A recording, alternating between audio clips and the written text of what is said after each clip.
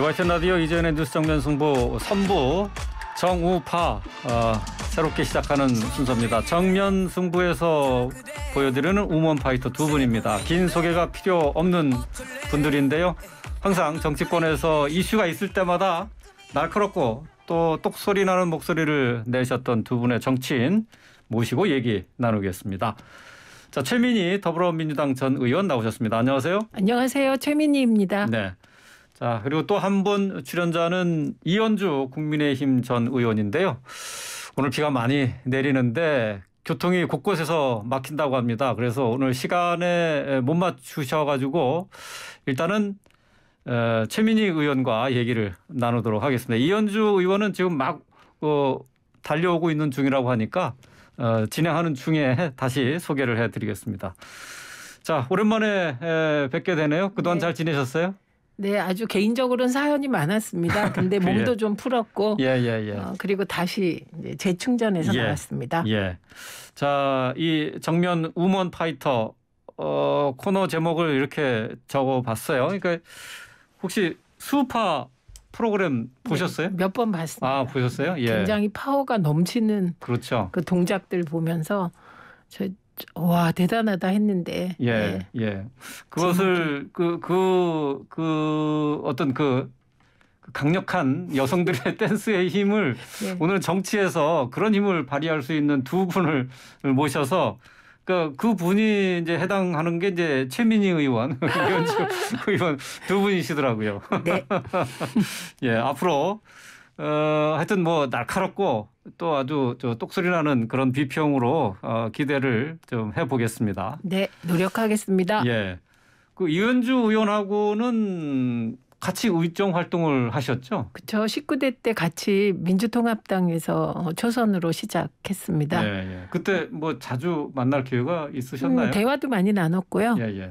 그리고 이현주 의원이 공부도 열심히 하는 분이었고 이후에는 당이 달라지면서는 그렇죠. 좀 소원했는데 같은 당이었었죠, 그 당시에는. 네, 최근에 그러니까 한 1년 전부터 방송에서 여러 번 만났습니다. 아, 방송에서도 같이 많이 하시고. 예. 근데 같은 당이었었다가 다른 당으로 옮겨가서 서로 조금 입장도 달라지고 얘기의 이제 방향이나 톤도 달라지지 않았습니까? 좀 뭐라 그럴까요? 좀 서먹하진 않으세요? 그런 건 없어요? 서먹한 면이 있죠. 그런데 이현주 의원이 그때나 지금이나 그 범위 내에 있습니다. 그때도 민주당에서 중도 우파 정도의 위치였고요. 그리고 지금도 그 위치는 똑같다고 생각합니다. 논평의 기조는. 근데 다만 당이 달라진 거죠. 뭐 어쨌든 뭐 방송을 그동안 같이 해 오셨기 때문에 서로 이렇게 궁합을 맞추는 것은 크게 어렵진 않을 것 같아요. 자, 지금 뭐 최민희 의원과 얘기를 나누고 있는데 지금 이현주 의원이 급하게 들어오셨습니다. 조금 숨을 좀 돌리셔야 될 것 같은데. 네. 아유, 차를 놓고 왔어요. 차를 놓고 중간에 오시다가. 네, 전철로 갈아타고. 차 놓고. 비 때문에 지금 교통이 막혀서 그러신 거죠? 네, 그 막 이렇게 팔팔도 통제되고. 하여튼 뭐 고생하셨습니다. 시간은 뭐 시간 못 맞췄어요. 근데 그렇습니다. 그래도 어쨌든 그래도 이제 무사히 오셔서 다행인데 이현주 의원님하고 우리 최민희 의원님이 그 19대 때 같이 이제 그 의정 활동했었다는 얘기를 했는데.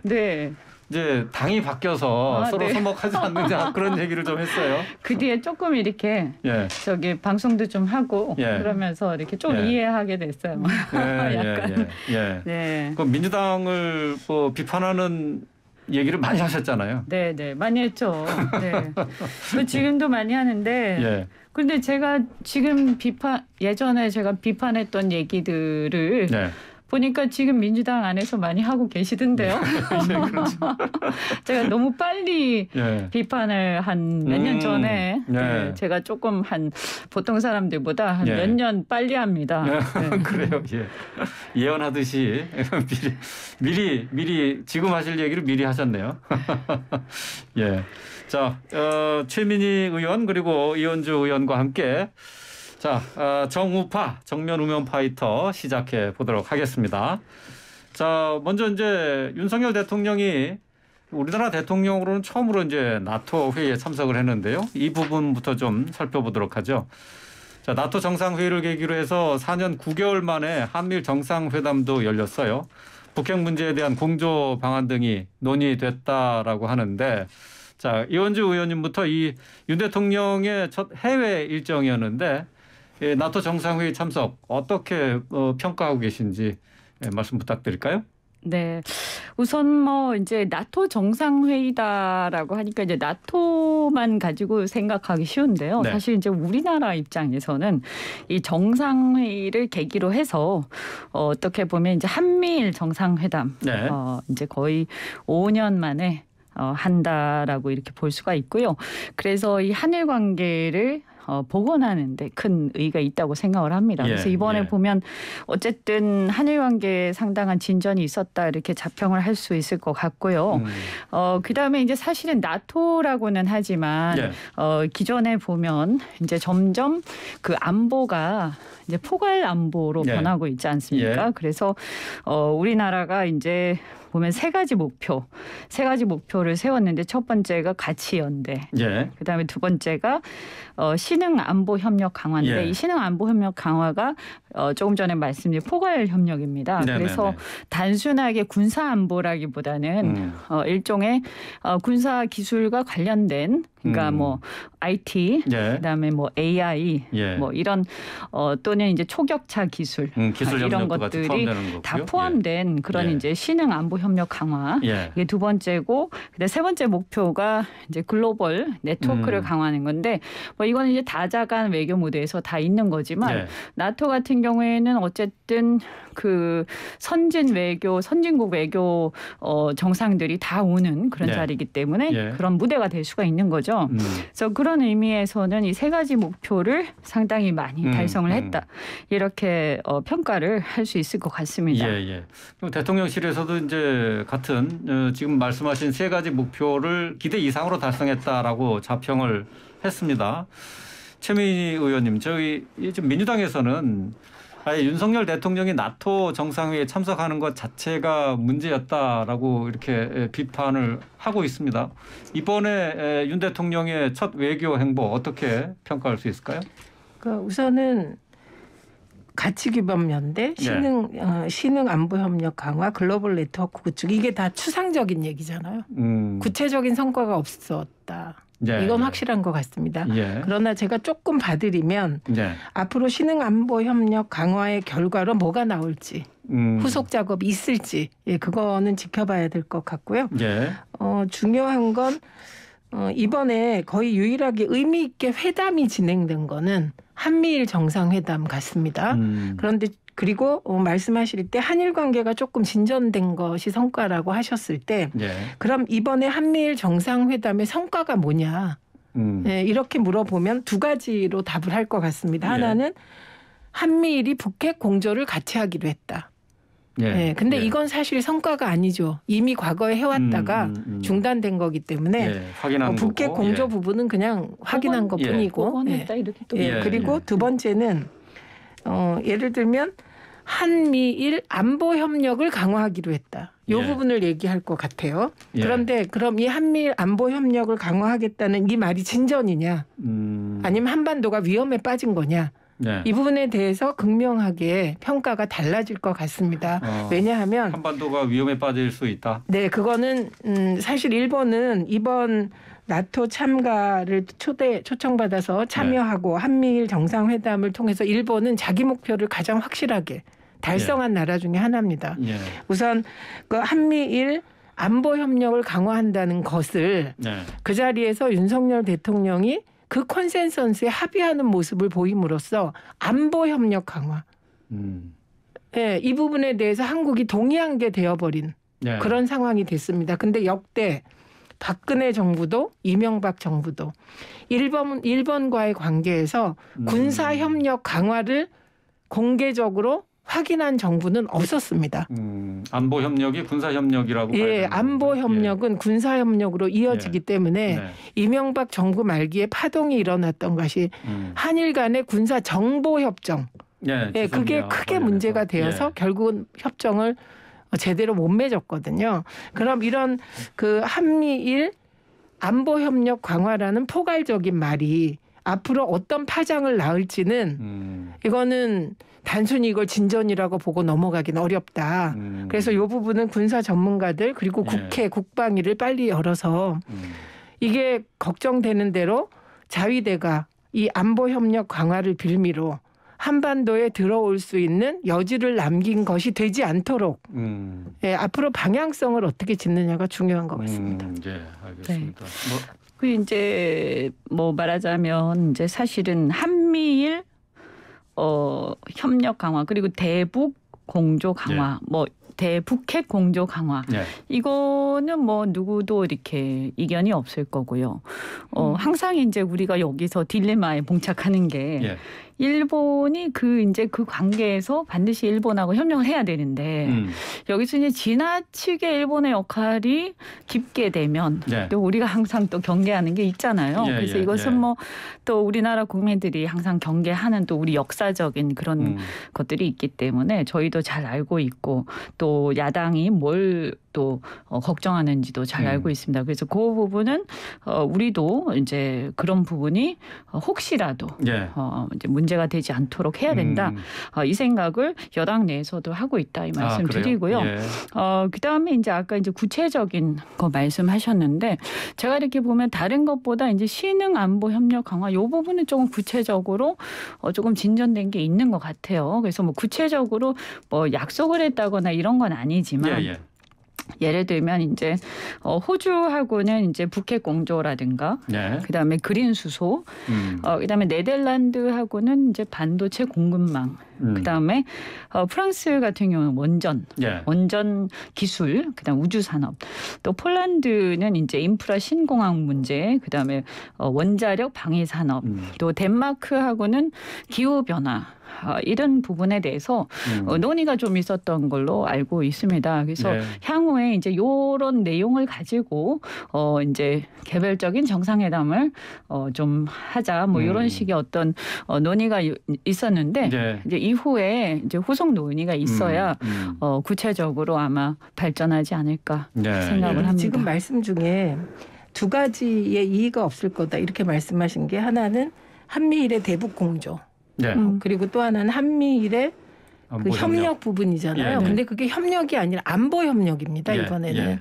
그래서 한미일의 안보 협력에 대해서 이의가 없을 거다. 이 부분은 아닌 것 같습니다. 그러니까 이제 한미일 협력이 예를 들면 협력은 되게 포괄적인 얘기잖아요. 그 한미일 협력 중에 대북 공조가 있을 수도 있고 그다음에 그 내용이 뭐 경제 협력일 수도 있고 그런데 그중에 이번에 강조된 것이 한미일 안보 협력입니다. 그래서 이 안보 협력에 대해서는 굉장히 큰 이견이 있다. 저부터. 그래서 일본하고 우리는 안보 협력 관계로 들어가는 것 자체가 아까 말씀하신 역사적 그리고 역사적 성격이라든가 현재 일본이 사실 일본은 공격용 미사일을 못 만들어야 되는 나라잖아요. 그래서 수비용 미사일만 가지고 있어야 되는 나라인데 사실은 재무장에 한 걸음씩 다가가고 있습니다. 그리고 지금 조금 전에 이 의원도 그런 부분에서 유의하고 있다 그렇게 말씀하셨죠. 그런데 그러니까 중요한 건 안보 협력에 대해서는 이견이 많다. 안보 협력 전체적으로 그러면 협력을 하면 안 되냐. 이 부분에 아마 이제 제가 볼 때는 범위에 대해서도 이견이 있을 것 같아요. 그래서 예를 들어서 아까 제가 요즘에는 이제 안보도 포괄 안보 이렇게 가는 것처럼 안보라고 했을 때 당장 미사일을 만들고 뭐 이런 것도 있겠지만 그와 관련된 기술에 관한 정보라든가 이런 어떤 그런 것들을 교환하는 부분도 있고 또 그 이전 단계의 어떤 또 기초 부분도 있을 거고 그러다 보니까 이 어떤 범위를 어떻게 볼 거냐 여기 아마 이제 구체적으로 가다 보면 분명히 아마 이견이 있지 않을까 싶은데 앞으로 좀 추가로 좀 더 살펴봐야 될 부분이 아닐까 싶어요. 이 부분에 대해서 지금 야당이 경계하는 부분, 예. 그 근본 취지에 대해서는 저희도 공감한다는 거죠. 네. 그런데 공감하고 이현주 있다. 전 의원님은 공감하는데 예. 사실은 대선 예. 과정에서 토론 과정을 보면 예. 요게 쟁점이 된 적이 있습니다. 자위대권, 일본과 안보협력권 이런 게. 저희도 큰 틀에서는 그래도 당연히 공감을 하죠. 이제 근데 구체적으로 알겠습니다. 들어가면 조금 달라집니다. 잠시 여기서 시간 때문에 여기서 좀 말씀을 좀 줄이도록 하고 나머지 얘기는 4부에서 계속 이어가도록 하겠습니다. 네, 이제는 뉴스 정면 승부 4부 시작합니다. 목요일에 새롭게 준비한 코너입니다. 정면 우먼 파이터 정우파 이어가겠습니다. 이현주 국민의힘 전 의원, 최민희 더불어민주당 전 의원과 함께 하고 있습니다. 자, 이번에는 계속해서 7월 임시국회와 관련된 얘기 나눠보도록 하겠습니다. 더불어민주당이 의원총회를 열어서 7월 4일에 본회의를 여는 걸로 결론을 내렸습니다. 그때까지 이제 여당과 협상을 하겠다는 건데요. 애초 내일 본회의를 열어서 의장단 구성을 하겠다라고 이렇게 얘기를 했었는데 이걸 이제 연기를 했어요.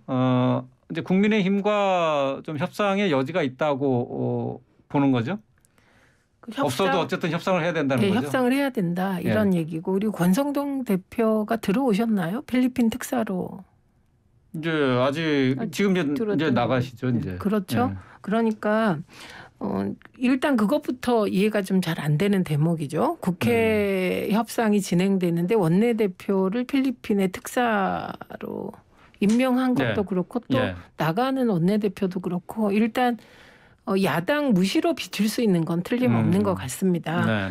근데 민주당의 경우는 이런 식으로 가면 국회가 무력화되는 과정이기 때문에 이게 그냥 마냥 있을 수만은 없어서 오늘 7월 1일 내일이죠. 내일 내일 국회를 임시국회를 열어서 의장단부터 선출을 하겠다. 이런 계획을 세우고 의총을 열었는데 의총에서 한 템포 쉬어가자 이렇게 된 거죠. 이게 상당히 부담이지 않습니까? 그러니까 민주당 측으로서도 부담이죠. 부담이었다. 그런데 이것은 분명한 것 같습니다. 되게 정부 여당이 집권하고 나면 집권해서 정부 여당이 되면 특히 대통령실 쪽에서는 내각을 구성하는데도 청문회 해야 되고 그리고 청문회 하면 좋은 얘기는 안 나오고 후보들의 결격사유만 잔뜩 나오고 그래서 대통령이나 대통령실 입장에서는 국회가 발목 잡는 곳이다. 이런 식으로 좀 국회가 좀 일을 저렇게 안 해줬으면 좋겠다.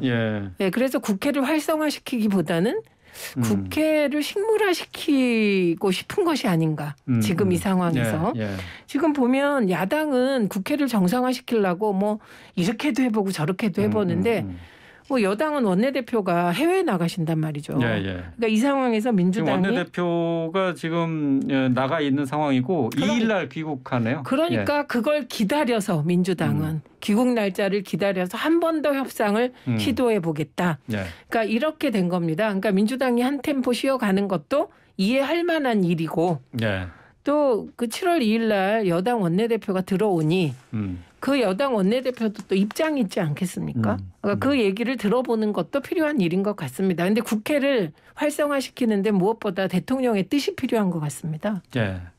자, 이제 원구성 협상을 지금 제대로 하지 못하고 있어서 지금 국회가 지금 쉬고 있는 상황인데 말이죠. 지금 국민의힘에서는 민주당의 요구 조건을 좀 들어주고 원구성 협상을 빨리 해야 될 필요는 없습니까? 어떻게 보고 있어요? 아니 저희 여당에서도 사실은 원구성 협상을 빨리 해야죠. 왜냐하면 뭐 물론 불편한 게 있죠. 여러 가지 이제 야당이 일단 여소야대고 그리고 계속 이제 이런저런 요구 사항들 또 비판들을 듣고 있으니까 이런 어떤 면에서는 굉장히 힘들 수도 있습니다만 그러나 결국에는 국정을 운영해 나가고 뭔가를 추진을 하기 위해서는 또 입법이 뒷받침이 돼야 되지 않습니까? 그렇기 때문에 궁극적으로는 국회 도움이 필요합니다. 그래서 또 이 장관 같은 경우도 지금 공석으로 계속 있는데 이 경우에도 어쨌든 청문회를 해야 되는 거고요. 그러니까 뭐 이것을 그냥 계속 미룰 수 있는 것은 아니고 저희 입장에서도 빨리 원구성을 해야 되는 겁니다. 그래서 이건 뭐 이제 여당에서 지금 여소야대고 이러다 보니까 원구성 빨리 할 필요가 없다. 이렇게 생각하는 것은 그것은 너무 많이 나간 생각인 것 같고요. 저희도 빨리 해야 된다 이렇게 생각은 하고 있고 다만 사실은 여소야대잖아요. 또 압도적인 여소야대이기 때문에 지난번에 이제 검수완박에서도 본 것처럼 또 민주당이 이제 사실은 마음 먹으면 그냥 강행하면 다 됩니다. 웬만하면. 그러다 보니까 또 이번에도 사실은 뭐 다행히 좀 연기를 했습니다만 뭐 국회의장 먼저 선출하고 뭐 하겠다 이런 어떤 생각 이런 것들은 조금 자제할 필요가 있지 않느냐. 그래서 이번에 다행히 그래서 기다려서 여당하고 협의해가지고 의장 선출조차도 가겠다 이렇게 결정하신 거는 다행이라고 생각을 하고요. 여튼 뭐 민주당 입장에서도 저는 지난번에 어쨌든 지방선거 전에 검수완박건 이런 것들이 어떤 일방통행식의 모습 이런 것들이 지방선거 패배로 연결되었다 이렇게 아마 내부적으로 또 평가도 하는 것 같고요.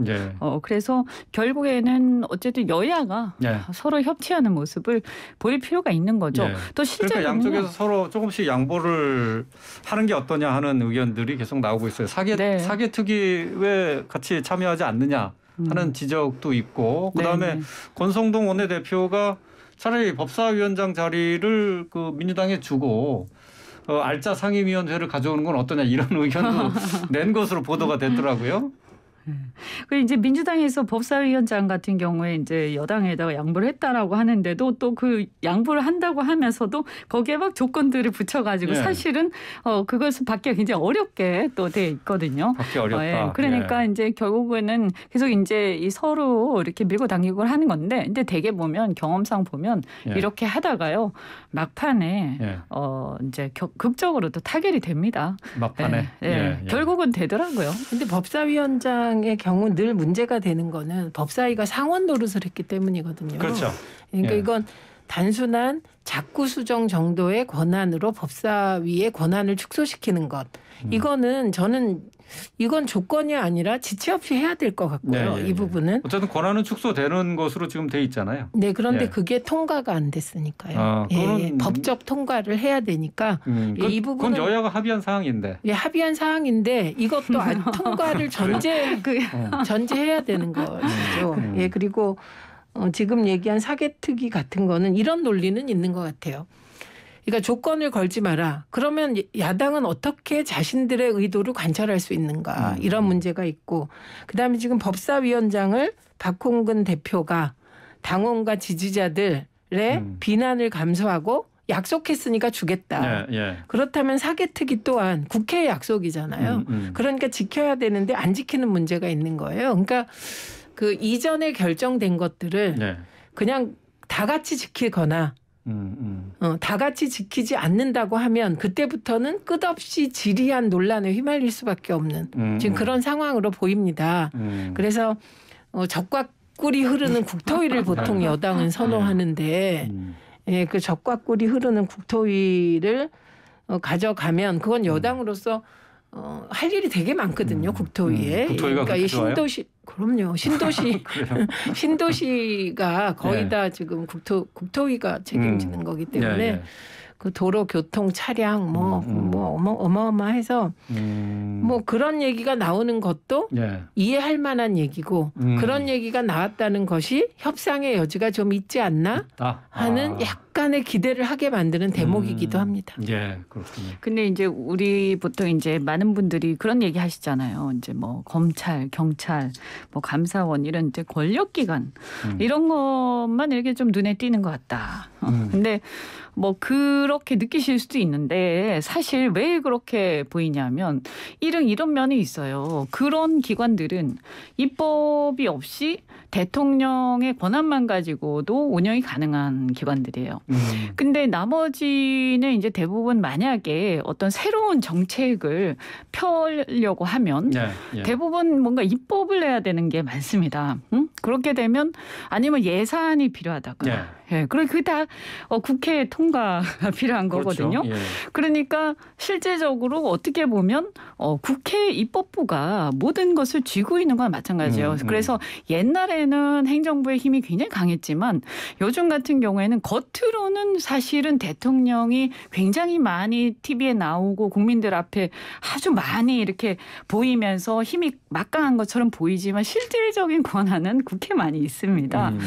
그래서 이 의회 권한이 현재는 민주당 야당에 가 있기 때문에 저희가 정권은 잡았지만 실질적으로 이것을 여러 가지 정책들을 새롭게 추진해 나가는 데 있어서 뒷받침할 수 있는 입법권이 없다 보니까 그러면 여기에서 더 문제는 뭐냐면 권한이 없을 뿐만이 아니라 오히려 우리가 생각하는 방향과 반대 방향의 어떤 정책을 민주당이 추진해 가려고 한다면 지난번에 검수완박처럼요.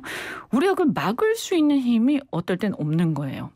그러면 이거는 정권은 바뀌었는데 거꾸로 된 결과가 올 수 있기 때문에 사실 저희 입장에서 어떤 면에서 좀 두렵기도 하고.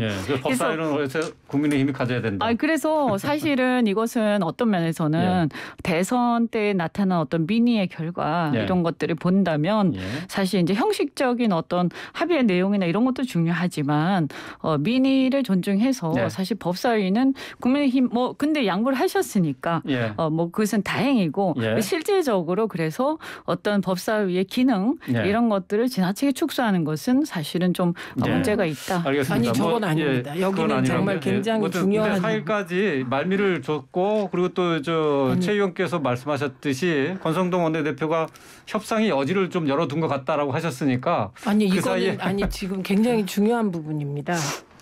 지금 대통령이 못하는 게 뭐가 있습니까? 대통령이 검사 출신을 법무부 장관에 임명하고 검찰총장이 없는데 검찰 인사를 다 단행합니다. 그리고 자신과 아주 가까운 후배를 안행부 장관에 행안부 장관에 임명해서 경찰을 통제하기 위한 경찰국 신설까지 시행령으로 강제하고 있습니다. 그래서 저는 지금 그 여당 쪽에서 얘기하는 국회에서 입법적으로 뒷받침해주지 않아서 못한 일이 뭐가 있습니까? 그런 거는 저는 정말 곤란한 거고 냉정하게 보면 민주당이 추진했던 검찰개혁 시즌2라는 거 검찰 선진화법 또 법은 통과됐지만 지금 실질적인 효력은 거의 나타나고 있지 않다. 왜냐하면 한동훈 법무부 장관을 임명함으로써 그리고 한동훈 법무부 장관이 인사검증까지 함으로써 그리고 후배를 안행부 장관으로 임명해서 안행부 장관이 경찰국을 시행령으로 신설해서 경찰을 통제하게 함으로써 사실상 검찰 선진화법의 의의를 훼손해 가고 있다.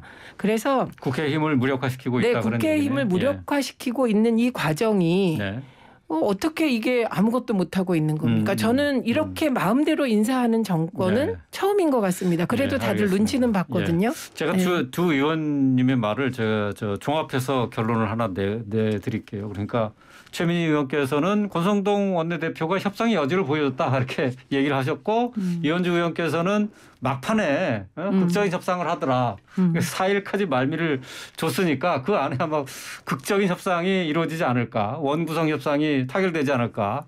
그렇게 좀 기대를 하고 다음 주제로 넘어가도록 하겠습니다.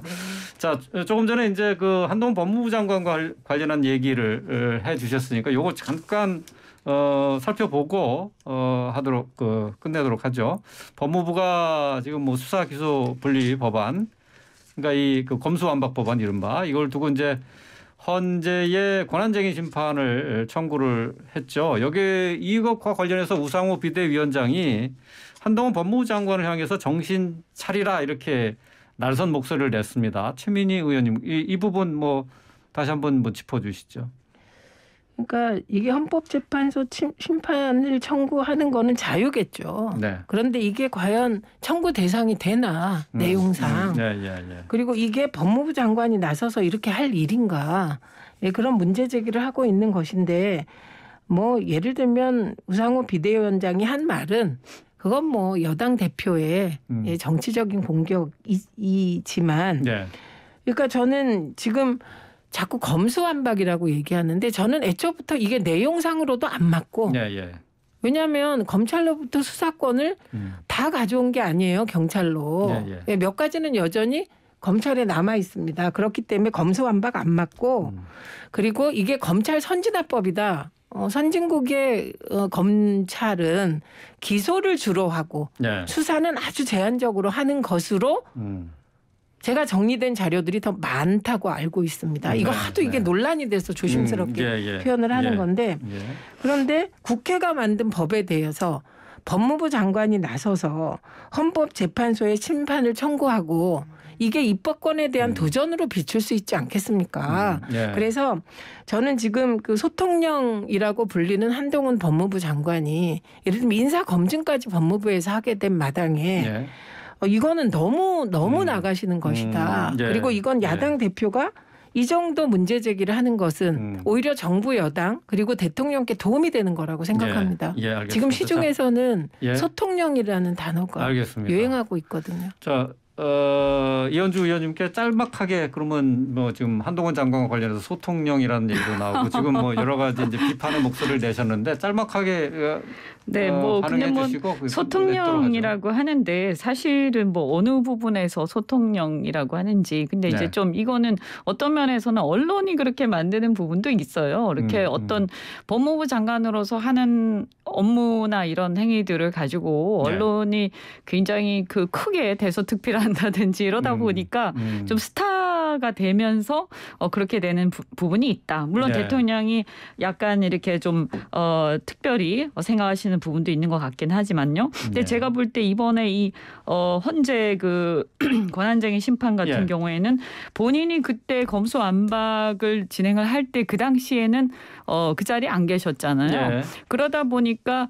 본인이 충분히 거기에 대해서 다투지 못했다 이렇게 생각하는 것 같고 그래서 법무부 장관으로서 그러니까 행정부로서 입법부에 대해서 권한쟁의 심판 얼마든지 청구할 수 있는 것이고 이것은 헌법상 보장돼 있는 권리이기 때문에 이건 뭐 헌재에서 판단을 하지 않겠는가 이렇게 보고 있습니다. 그리고 그 과정에서 아마 본인이 그때 목소리 내지 못했기 때문에 본인의 의사를 좀 이렇게 대중들 앞에 목소리 내고 싶은 게 아닌가 그런 생각이 듭니다. 알겠습니다. 그러면 왜 그래야 되죠? 죄송합니다. 장관이?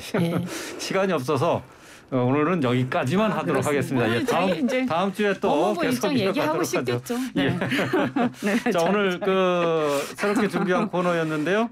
정면 우먼 파이터 두 분의 파이터 뭐 얘기 듣느라고 시간이 예정됐던 것보다는 조금 지나게 됐습니다. 파이팅 해야 되는데 이렇게 파이팅 할 만한 그 저 내용들이 알겠습니다. 다음엔 아주 좀 더 파이팅 할 수 있는 이슈로 준비를 하도록 하겠습니다.